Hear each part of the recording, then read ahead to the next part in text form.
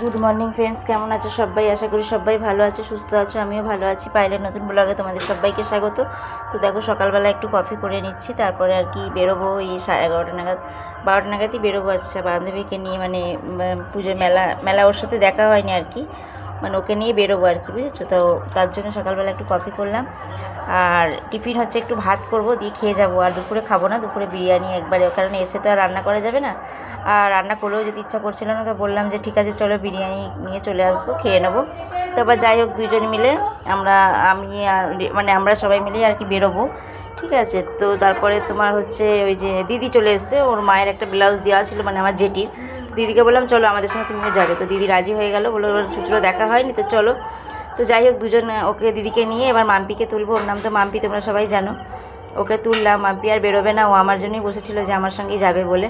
তাই আমি বললাম ঠিক আছে চল। আমার চুচড়ো দেখা হয়ে গেছিলো আমার দিদির সাথে, কিন্তু মাম্পির জন্য আমি আরেকবার গিয়েছিলাম, যে ওর বর আশেপাশেগুলো দেখায়, কিন্তু অত দূরে দূরেরগুলো যাবে কি যাবে না। আমি বললাম চলো, তো লাইন দিয়ে কেউ দেখতে চায়ও না।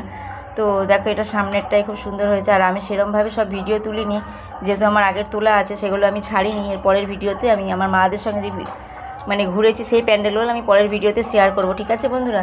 তো এটা হচ্ছে দেখো, মানে এটা সামনেই, কী বেশ জায়গাটার নাম আমার ঠিক মনে পড়ছে না। তো এই প্যান্ডেলটাও ভালো হয়েছিল। দেখো, আমি ভেতরে যাব, দিয়ে যাই হোক তোমাদের শেয়ার করবো। আর তোমাদের কেমন লাগছে কমেন্টে জানিও। আর কারো লাইভে আমি এখন যেতে পারছি না, কেউ কিছু মনে করো না। আর আমিও লাইভ করছি না, পুজোর সময় লাইভ করা যায় না, ঠিক আছে? আর কাউকে সাপোর্টও করা যায় না, যার জন্য আমি করছি না। কেউ কিছু মনে করো না, ঠিক আছে? আমি যেহেতু বেড়াতে এসেছি, আমি ব্যস্ত আছি, তো ভিডিওটা দিতে হয়, তার জন্য আর কি দিচ্ছি। তাও দেখছো তো মাইকের সাউন্ড আসছে। আর আমি নিজের বাড়িতেও নেই, আমি বেড়াতেই এসেছি।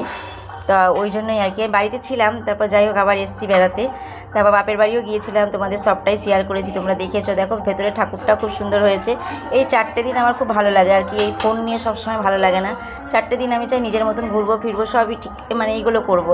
কেননা ফোন তো আমাদের আছেই, থাকবে, কিন্তু এই দিনগুলো চলে গেল, তো এগুলো আর ফেরত পাবো না। না, 24 ঘন্টা ফোন নিয়ে ভালো লাগে না। যেরকম আমি আগেও সেই একবার কাটুয়া গিয়েছিলাম, 4 দিন ছুটি নিয়েছিলাম, ঠিক এইটাও তাই।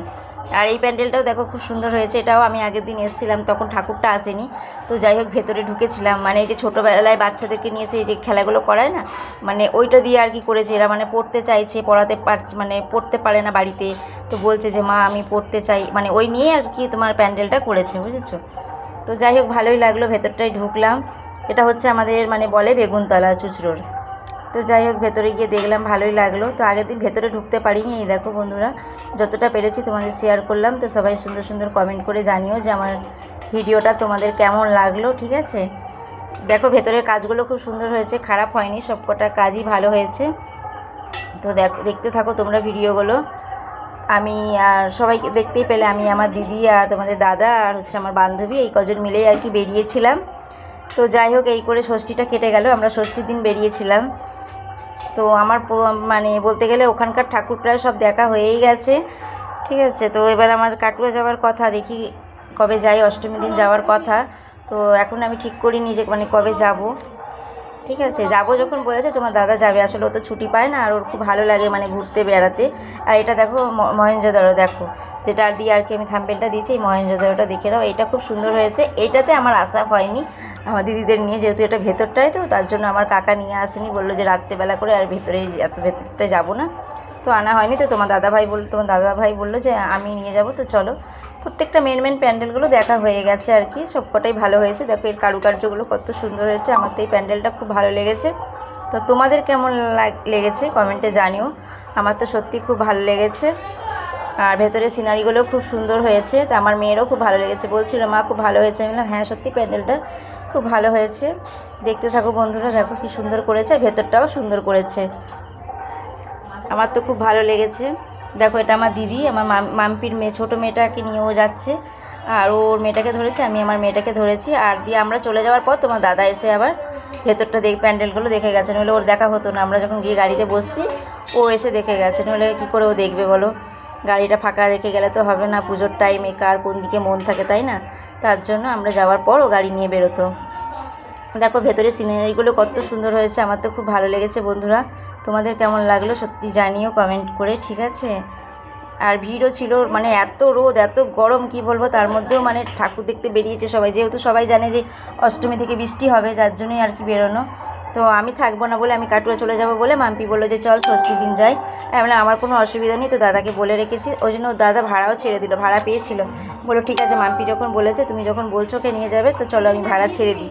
ও ভাড়া পেয়েছিল দুটোই, তো দুটোই ক্যান্সেল করে ফেললো। ঠিক আছে, তার জন্য আর কি হলো না, ভাড়া কাটলো না। যে ও মানে ভাড়া কাটতে চায়ও না, ও চায় সারা বছরই তো খাচ্ছি, বছরের 4টে দিন, তাও যদি ভাড়া কাটি তাহলে আর কী করে হবে, নিজেরও তো সকাল রাত বলে কিছু থাকে। তো আমি সেরকমভাবে চাপ দিই না, আমি বললাম ঠিক আছে তোমার যেটা খুশি সেটাই করো। সত্যি করেই রোজ রোজ কাজ করতে যেরকম আমাদেরও ভালো লাগে না, তেমনি ওদেরও তো ভালো লাগে না, তাই না? আর তোমাদের দাদাভাই তো পার্মানেন্টলি ছুটি বলে কিছু নেই, ও যদি নিজে ছুটি করে তবেই ছুটি। আর ও তো স্কুল খাটে, তোমরা সবাই জানো, স্কুল টিউশনি এগুলোই বেশি খাটে, ও ভাড়াটা খুব কমই খাটে, তো ওর সেরকম একটা ভালো লাগে না। ঠিক আছে, করতে হয় তাই আর কি, মানে সবসময় যে গাড়ি চালাবো ওগুলো করতে ভালো লাগে না। আর এত রোদ গরম সত্যি গাড়ি নিয়ে, মানে যে চালায় সেই আর কি বোঝে।